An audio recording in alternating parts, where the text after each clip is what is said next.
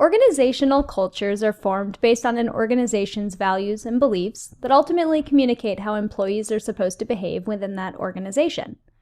There are many ways of looking at organizational culture that you'll be exposed to in several materials this week, so in this video I'm going to focus on a few important concepts for building a thriving workplace culture via inclusion, psychological safety, belonging, and trust. Let's start with what inclusion, psychological safety, belonging, trust, and thriving is not: social exclusion. A culture of exclusion is one in which people do not feel respected, involved, and/or included at work, whether that's at the lunch table, on a project, or in day-to-day interactions. It can be physical, such as people walking away when you approach the water cooler, or emotional, such as being ignored or not having your input valued, or both. Exclusion can of course be explicit, but more often it's subtle and pernicious, and in many cases unintentional but nonetheless quite harmful. And while you might think that it's not the organization's responsibility to make sure everyone feels included, it's not only harmful to the individual employees that experience exclusion, but to the organization as a whole as well. Social exclusion is so impactful to us as social beings that it evokes similar brain region activity as physical pain does, including changes to the prefrontal cortex and the anterior cingulate cortex. Social exclusion, therefore, is experienced as painful, and just like physical pain, it taxes emotional regulation processes. Social exclusion can happen for a large variety of reasons, including clashes in personality or other personal characteristics, racism, sexism, ableism, and more. Microaggressions are common, whether intentional or unintentional, and are often based on stereotypes and other problematic, often implicit attitudes that can serve as chronic social evaluative threats in the workplace, both in terms of actual exposure as well as anticipation of exposure. It's essential to be self-aware and socially aware in the workplace, as we all have blind spots that can signal exclusion inadvertently. These implicit biases and the microaggressions that arise from them are potent sources of threat to inclusion in the workplace, and in life for that matter. Part of the awareness must come from education, and it's each of our responsibilities to engage in that work. Beyond race, ethnicity, and culture, another source of exclusion pertains to so-called neurodiversity, which describes people who have varying cognitive styles that do not reflect the norm in a society. I want to be careful not to pathologize it by treating it as disordered, as I don't personally view it that way. Instead, it's really a natural variation that is only distorted by the nature of the social environment in which one is situated. Clowder et al. 2020 described this as wired differently but not incorrectly, which I really like. Similarly, Den Houten 2019 describes it as a poor fit between an individual's characteristics and their social context. In an effort to avoid social exclusion, Duong and Vogel 2022 write, quote, "Neurodivergent people often feel pressure to mask or compensate for differences in order to succeed in settings that favor neurotypical behavior. This may include mirroring what other people do to appear normal, or suppressing self-soothing behaviors like fidgeting or hair twirling, also known as stimming," end quote. As I've touched on already, inclusion is important not only for the best interests of each individual employee, but for the organization at large. An inclusive and diverse workforce enhances innovation, creative problem-solving, and thoughtful decision-making. Differences are important to organizational performance because it gives new ways to look at challenges and approach solutions, and increases the likelihood that the organization will serve its customers and know what its customers need. It also fosters focus, concentration, insight, and more by deactivating the nervous system and allowing employees to be fully present in their work. Inclusion requires not only accepting people's differences, but embracing, valuing, respecting, and supporting them. It means that all people are included and accepted in the workplace culture and encouraged to bring their full and authentic selves to work. Marshall 2020 discusses how companies can create inclusion around neurodiversity, and mention how companies like Google, Microsoft, Dell, Deloitte, Hewlett-Packard Enterprise, and more support the success of their neurodivergent employees by including things like buddy programs, quiet rooms, flexible working arrangements, and technological support. They acknowledge that neurodivergent people approach problem solving and knowledge acquisition differently than so-called neurotypical people who represent the cognitive norm, And thus, rather than forcing them to fit into a culture that doesn't work for them, they instead seek new ways to encourage their success and recognize some of the challenges they face, but also some of the strengths they possess. Inclusion in the workplace is far more than meeting quotas. It's about having a workforce that includes everyone and maximizes their sense of security and safety, and that communicates dignity, respect, and a positive experience at work. That means considering inclusion at every level, from recruitment, hiring, and onboarding to day-to-day interactions to promotions and leadership. And what's the best way to find out if your team or organization as a whole is inclusive? Ask employees about their experience anonymously, so as not to encourage them to minimize honest and constructive feedback out of fear of repercussions. This is discussed further in the materials this week, so let's move on to psychological safety. While inclusion refers to the ethics or values of membership on a team, psychological safety is the sense that the team is inclusive and safe. In order to feel that you belong, you must first feel psychologically safe in that environment or on that team. According to Amy Edmondson, one of the pioneers of psychological safety in the workplace, psychological safety is the, quote, shared belief held by members of a team that the team is safe for interpersonal risk-taking, end quote. People are reluctant to seek help, ask questions, disclose errors, and so on because they pose a threat to face, which ultimately restricts the team's success and serves as a hindrance to effective problem solving. When the risk of embarrassment is too high, people will act in ways that inhibit their growth and learning. Willingness to be vulnerable often boils down to the perceived interpersonal context of the team.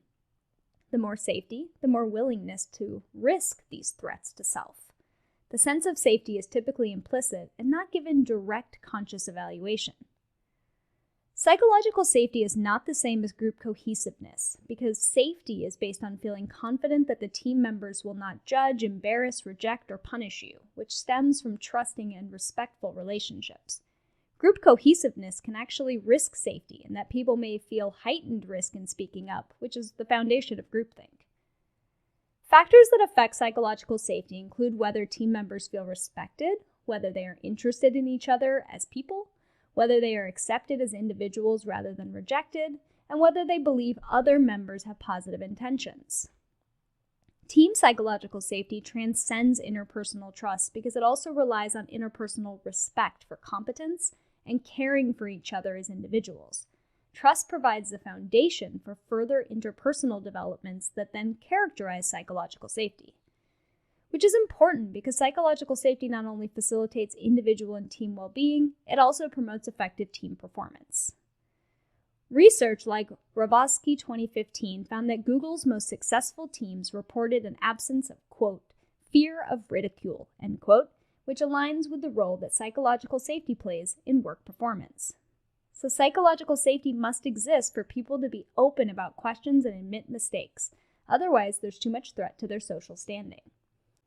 McClintock and Feinstad 2022 share that another advantage of psychological safety is that it allows people to be more present, which also enhances learning. Since psychological safety is a major factor that influences whether employees bring their true selves to work, particularly in demographically diverse workplaces, it's essential to cultivate. Psychological safety appears to differentially affect people based on their majority versus minority status. Racial minorities are disproportionately affected, particularly, as Luther and Flatts 2022 highlight, if bias and stereotyping are common, it detracts from psychological safety and restricts optimal team performance. Bias and stereotyping interfere with the psychological safety required for feeling included, safe to learn and contribute, and safe to challenge the status quo. In a psychologically safe team, members feel heard, included, respected, able to openly communicate, supported, and recognized.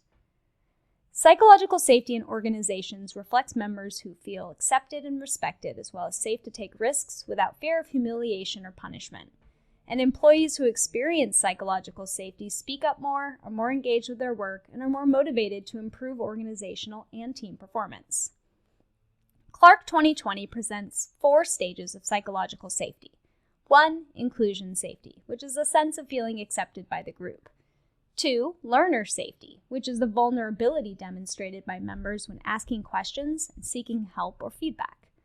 3, contributor safety, which refers to the sense of empowerment members feel in terms of making meaningful contributions.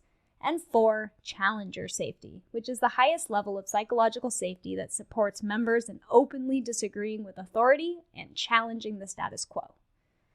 Team psychological safety facilitates learning behaviors by relieving these threats to self and empowering members to speak up about concerns and errors, which aligns with findings in the field of distributive justice that people prioritize relational considerations when making decisions related to authority. The leader's behavior sets the tone for the group. Non-defensiveness in particular helps demonstrate safety for members in terms of asking questions and challenging each other. Authoritarian leaders reduce the interpersonal risks members are willing to take. Leadership, of course, is central to the development of psychological safety. Leaders set a cultural tone for the organization that supports or detracts from the sense of safety employees feel in the organization and on a team. Edmondson presents 3 main leadership tasks that facilitate psychological safety. 1, set the stage by emphasizing purpose and meaning. 2, invite participation by modeling inquiry and maintaining a humble approach. And 3, productively maintain safety by normalizing failure, expressing appreciation, and addressing violations of the team culture. Similarly, Collins, 2001, identified 6 qualities that differentiate organizations that facilitate psychological safety from those that do not. These leaders tend to 1, demonstrate personal humility and modesty. 2, realize the big picture and that success is synergistic and transcends the self. 3, accept responsibility for failure and resist the temptation to blame others or bad luck. 4, encourage learning by remaining open to new information, asking questions, encouraging dialogue, and setting the tone for continual improvement.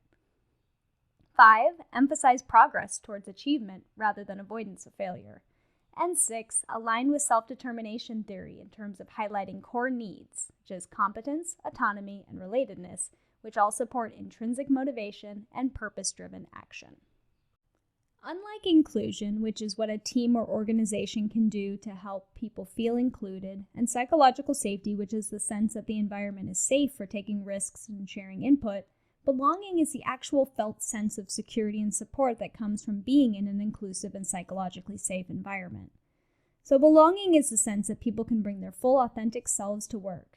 But unfortunately, this is a privilege many do not have in their workplaces, oftentimes due to lacking psychological safety. As social animals, humans have a fundamental need to belong. Social exclusion, therefore, leads to a variety of negative consequences, including enhanced risk for aggression and depression. According to Allen et al. 2022, belonging can be contrasted against social isolation, ostracism, and rejection. The desire to belong is associated with positive and negative outcomes. It is positive in the sense that it has historically kept people safe and motivates us towards relationships and attachment, but negative in that it encourages othering and can promote problematic behaviors aimed at creating belonging, like violence. Belonging can exist in one-on-one relationships and in group dynamics, and the strength of the drive to belong varies across individuals. Self-esteem is based in part on one's sense of belonging and social status. Women tend to prioritize more intimate dyadic relationships compared to men, who tend to be more oriented towards larger groups. Most of what makes humans different from the rest of the animal kingdom reflects these adaptations to social processes that are aligned with the need to belong. Social anxiety and jealousy are primarily anticipatory emotional states that alert people to the impending possibility that social connections are threatened, and promotes adaptive behaviors that help ensure security of existing bonds. Even lab-based rejection is effective because it signals that people in the future are more likely to reject you.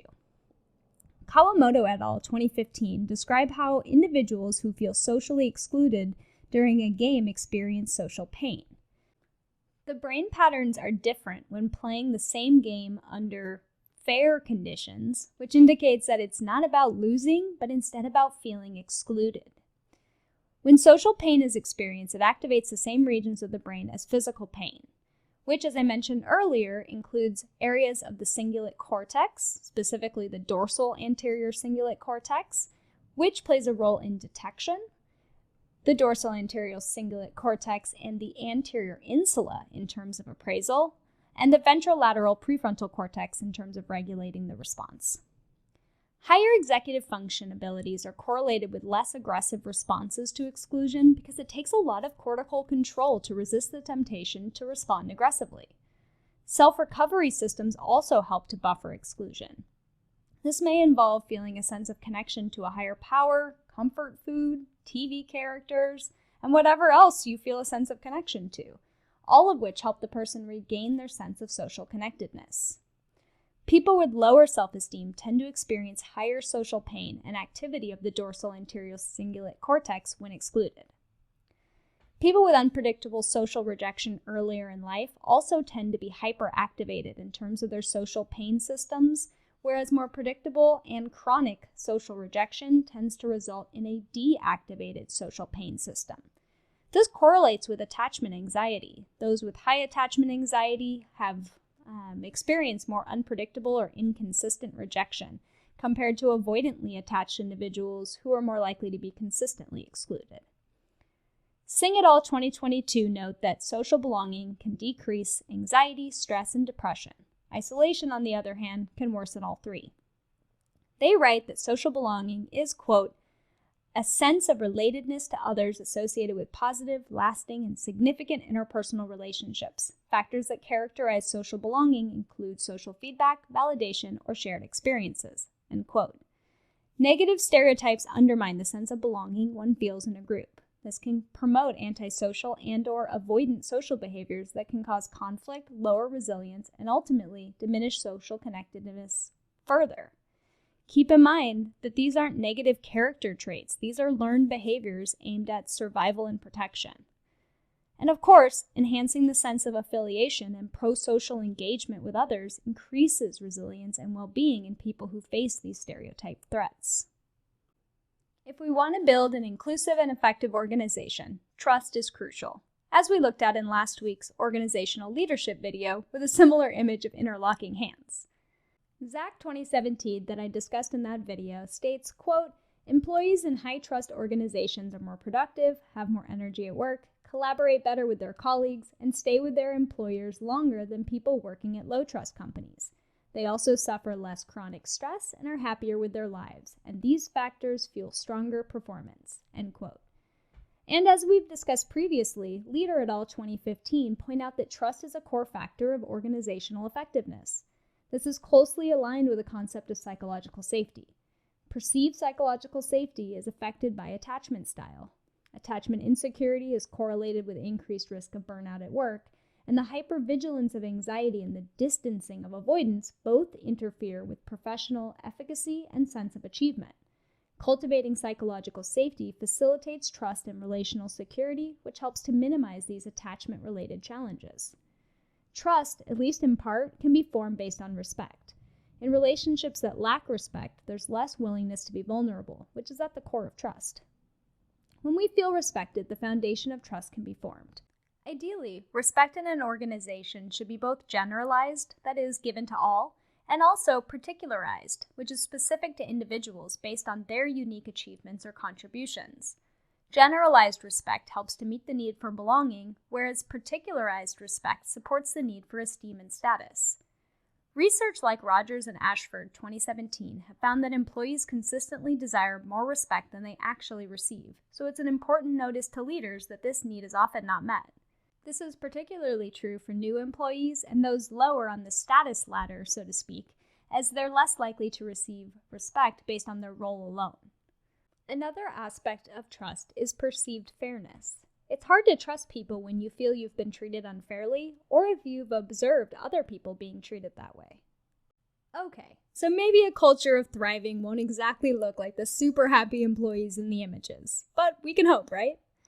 In 2022, Harvard Business Review published an article by Klinghoffer and McCune called Why Microsoft Measures Employee Thriving, Not Engagement, in which they define thriving as, quote, energized and empowered to do meaningful work, end quote.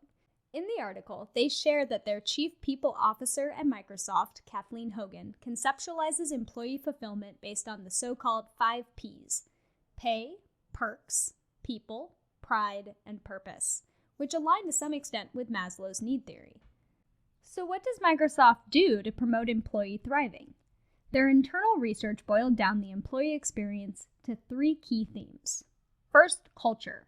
Needs to be collaborative, inclusive, autonomous, flexible, and supportive. Employees cited the need to have honest and open-minded conversations about difficult topics with the emphasis placed on finding solutions. The least fulfilled employees described their experience as siloed, bureaucratic, and lacking agency to do meaningful work. They also make an effort to include all levels of employees in the quest for thriving, including ensuring that management lead from a place of dignity, respect, and teamwork. And that brings up the importance of good quality listening. Effective evolution of an organization demands that employees are heard and that their inputs are valued. Lastly, they highlight the need to recognize that collaboration has limits. Employees with very large networks of employees actually had lower perception of work-life balance. So finding that balance is really important to well-being and therefore to thriving. Ultimately, thriving is built on the foundation of a socially inclusive and psychologically safe environment that facilitates a felt sense of belonging and trusting relationships that then set the stage for enhanced performance, meaningful and purposeful work, and an overall more fulfilled workforce and effective organization.